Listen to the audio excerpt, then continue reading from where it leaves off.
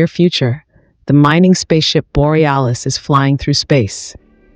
The entire crew is asleep in cryopods, as they still have 4 years left before reaching their destination. Suddenly, an asteroid strikes the ship, causing significant damage and triggering the alarm. Inside one of the pods, Andy is abruptly awakened by a video of his family, who are still on Earth. The ship's AI announces a hull breach and activates the survival system. Mechanical arms emerge, assembling a specialized suit around Andy, complete with a limited oxygen supply and an integrated AI. The emergency launch sequence is initiated and all cryopods are ejected from the Borealis. Most of the pods safely drift away, but a few are caught in the fire as small explosions erupt throughout different sections of the spaceship. The robotic arms complete Andy's helmet just before the thrusters on the cryopods ignite. However, as they enter the atmosphere of the nearest planet, the gravitational pull becomes overwhelming, causing the pods to descend at a dangerously high speed. Some of the cryopods ignite and explode upon descent. Andy's pod deploys its wings, but they start to break apart, and the thrusters fail. Suddenly, the pod collides with elevated terrain and crashes, skidding across the hard ground for a few seconds before finally coming to a halt against a mound of dirt. Unconscious, Andy has a fleeting vision of his family before regaining consciousness. The AI mistakenly assumes he is experiencing a heart attack, but Andy deactivates the defibrillator just in time. Looking through the window, he realizes he is stranded in a desolate landscape. He attempts to use the radio, but no one responds. Suddenly, the pod shifts, and the AI warns that they are on unstable terrain. Andy must exit immediately. However, when he attempts to open the pod, it remains sealed.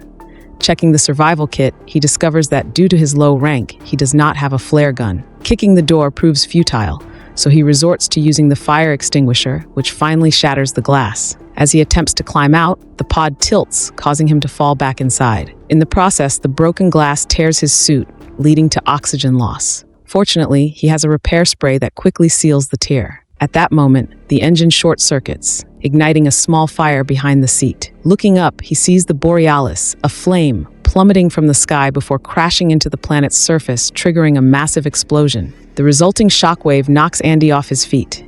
He quickly recovers and consults the AI, learning that the ship was only halfway through its journey. Spotting a distant light, he decides to head in that direction while attempting to make radio contact with any other survivors. After some time, he reaches half of the Borealis, now in flames, and finds a nearby pod. Peering inside, he retrieves an oxygen tank, but is startled when a crew member's lifeless body falls out. A closer inspection reveals that the oxygen tank is broken. Unaware of the bloodstains and deep slashes on top of the pod, Andy moves on. Minutes later, he stumbles upon a cluster of SOS lights surrounded by strong winds. To Dwayne, who has salvaged some equipment and is already considering using the bodies for food. Before the crash, Dwayne managed to access the navigation logs and discovered that the company had taken a shortcut through an asteroid belt to conserve fuel, which explains why they ended up in uncharted territory. Dwayne is attempting to send an SOS message to Earth, which will take 8 months to be received. If a rescue team is dispatched using a fast ship, they might arrive in approximately 2 years.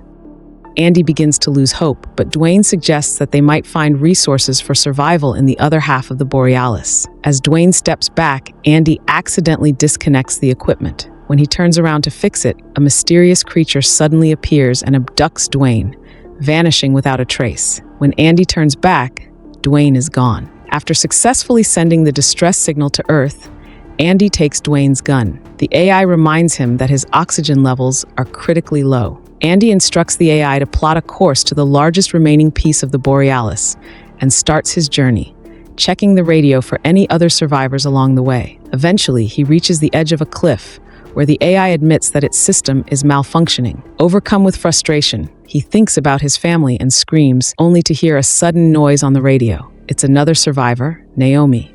The signal is weak, prompting Andy to move around until he finds a clearer connection. Naomi is trapped in her pod and has scanned for crew trackers, but to her dismay, only she, Andy, and Dwayne appear to have survived. She transmits her coordinates, but the AI warns Andy that her location is unstable and that his oxygen supply may not last the journey. Andy hesitates, but Naomi convinces him by revealing that she has enough oxygen for both of them. For the next several hours, Andy does nothing but walk while conversing with Naomi. Suddenly, he hears an unusual noise and instructs the AI to scan the area, only to discover that this function is unavailable. When Naomi hears the model number of his AI, she informs him that it was supposed to be discontinued.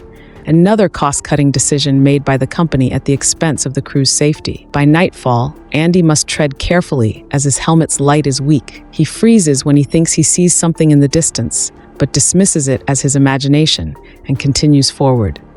Moments later, he notices rocks rolling near his feet and becomes uneasy as the strange noises intensify. Unbeknownst to him, a shadowy figure watches from above. At that moment, he discovers a series of odd holes in the ground and follows them until he reaches a larger hole covered in cobwebs. This makes him realize that the smaller holes are paw prints. Panic sets in, and Andy quickens his pace, noticing that cobwebs are becoming increasingly common in the area. Soon, it starts snowing, and he realizes that the strange noises have begun to resemble growling.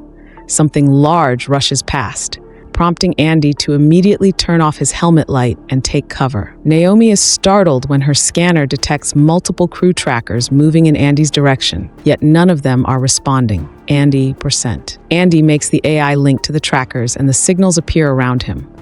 At the same time, Naomi says they're right in front of him, but he can't see anything. A flare is shot into the air and the light reveals a giant spider nearby. Since it ate the crew, it has the trackers in its stomach. Since Dwayne's gun isn't working, Andy screams and starts running, only for the spider to try to jump on him. He ends up falling into a crack in the ground, and when he looks up, the creature is trying to reach inside. A terrified Andy continues to run while the spider follows him from above, occasionally reaching in to slash him. Thankfully, Andy dodges all the attacks. However, he is distracted by the monster and ends up falling from the edge of a cliff. Rolling down at such a speed is painful, but at least the snow cushions his landing. The spider roars at him from above, yet doesn't come down. Andy keeps freaking out after such an experience, and Naomi interrupts him to point out his oxygen levels are dropping. It turns out the fall has made another tear in his suit, so Andy hurries to seal it with the spray. He manages to close it off using all the spray he has left. At that moment, Dwayne's voice appears on the radio, asking for help because he's fighting off a bunch of spiders. Naomi thinks Andy should help him, but Andy doesn't want to fight monsters, and his scanner isn't even working well. However, he changes his mind when Naomi points out that Dwayne will have oxygen. As Andy runs among the crashed pods, he sees the flares being shot by Dwayne and follows them to finally find him. Dwayne is about to share the monster's weakness when the spider jumps on him again. Andy has to hide and listen over the radio as Dwayne is killed. Andy runs to hide behind a different pod, hoping to escape, only to find a second monster nearby, also feeding on bodies.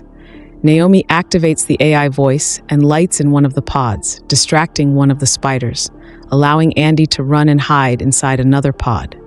Then Naomi tries to activate a different pod to distract the other creature. However, she accidentally turns on the lights in Andy's pod, startling him with a body inside. Thankfully, she manages to activate all the other pods too, and now that both spiders are distracted, Andy can finally run away. Soon, the monsters realize they were tricked and start following him, only to freeze when Andy enters a foggy area. After the spiders leave, Andy tells Naomi she should find a safe spot too, but Naomi can't feel her legs. She starts having a panic attack, so Andy sings the song he used to sing for his son to help her calm down. Afterward, he keeps going and comes across a bunch of fireflies creating a beautiful view with their lights. One lands on his helmet and suddenly turns red to attack him. It can't do damage alone, but soon the other fireflies turn red as well and attack him together. Just running a bit is enough to leave them behind. However, a growling sound indicates the fireflies were scared of something else. Suddenly, the ground opens, and a monster's giant mouth emerges to capture Andy, covering him with a nasty substance to keep him frozen in place. Andy is swallowed little by little until every inch of his body is inside the beast's mouth. Remembering the AI, Andy announces he's having a heart attack.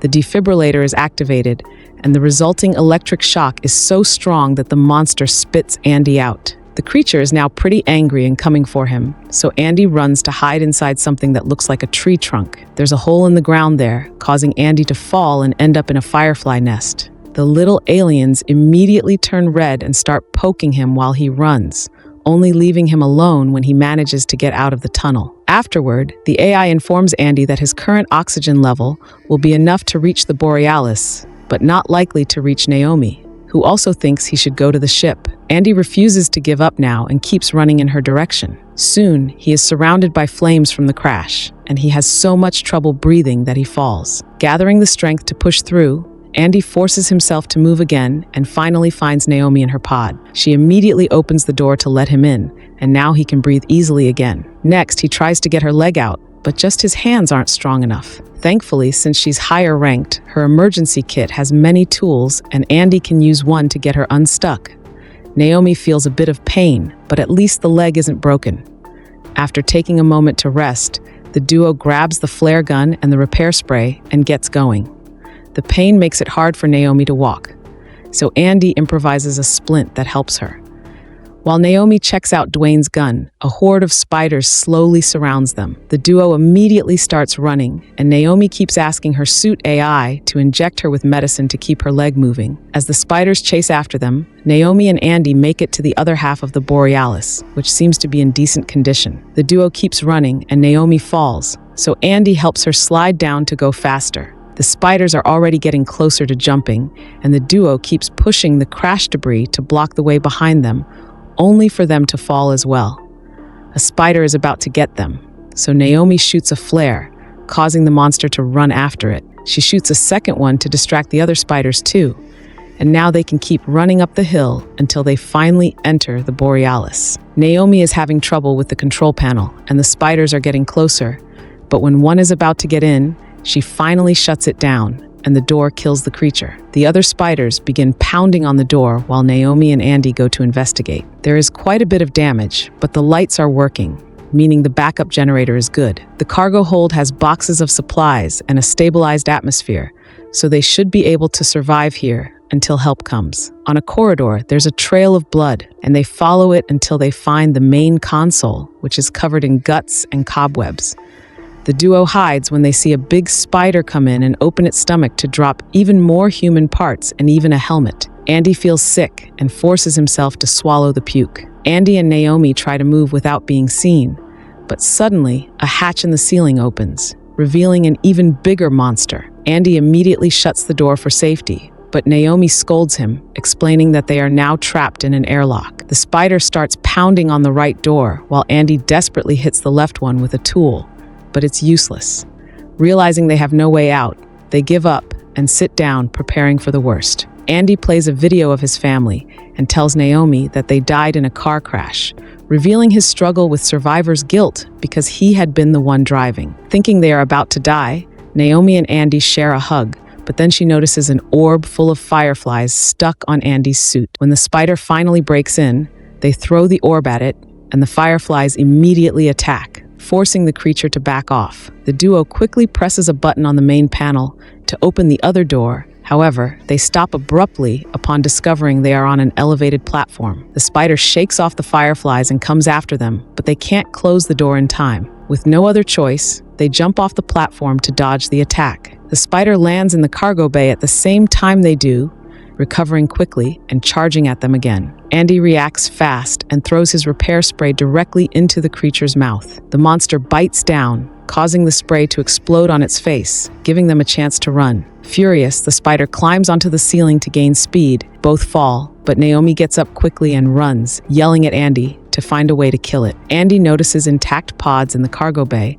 and asks his AI to locate a working one. The AI finds one at the very top, so Andy begins climbing as fast as possible. He reaches the highest platform just as Naomi is struck by the spider. Thinking fast, Andy shuts off the lights, giving Naomi a chance to climb into a nearby box without being seen. Inside the box, she finds emergency lights. Meanwhile, Andy attempts to eject the pod, but the AI informs him that it won't work because the power was shut down. His only option is to activate it manually from inside. Andy climbs into the pod and connects his AI to it, while Naomi emerges from the box with emergency lights wrapped around her body, attracting the spider's attention. As she lures the creature away, Andy looks at his son's toy, says goodbye to his AI, and prepares to eject the pod. A memory of the car crash flashes through his mind just before he launches the pod. The pod crashes directly onto the monster, finally killing it. Naomi runs to Andy's body, crying because she believes he is dead. After pleading for him to wake up, Andy finally stirs, perfectly alive and well. They walk to the window, watching the sunrise together while holding hands. Thank you for watching. Make sure to hit the like button. It really helps the channel grow. Don't forget to subscribe and turn on notifications so you never miss an exciting story. More thrilling recaps are on the way, and you won't want to miss them. Movie Recap Time Team.